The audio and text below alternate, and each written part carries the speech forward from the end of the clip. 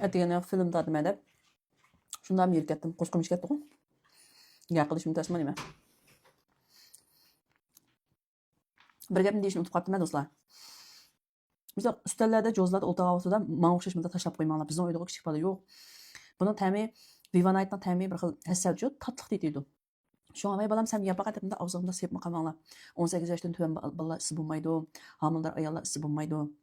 Undan boshqa adam isi bo'ldi. Şoňa kichik bolalaringlar qo'liga yiqiga qo'ymanglar. Xalqaro setilayotgan mahsulot.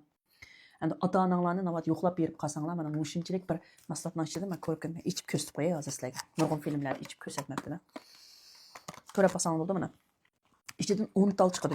Şu 10 tal özü 3 günde bir qatat yesanglar, 1 ay yeyişinglar yetib aşıdı. Şu 1 aylık liyan hesapçı. 1 aylık miqdardakisini biz 699 ko'yib beramiz. Endi ota-onalarga yetliq naq pul beradiganlarmı bo'lishi mumkin, yetliq beradiganlar bo'lishi mumkin. Uning o'rnida ota-onalarimizning teni sog'lom, umr uzun bo'lgani yaxshi.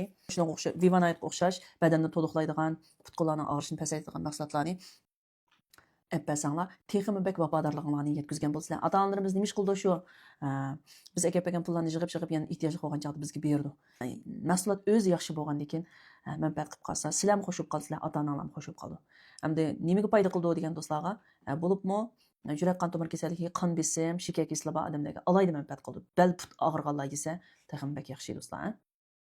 Vivanayt mahsulotimiz badanga 2 soatdan keyin ta'sir qildi do'stlar. Ota-onamizga qo'y so'yib berganda bakrak naq pul berganda bakrak, kiyim-kechak ip berganda bakrak xo'shib ketadi do'stlar.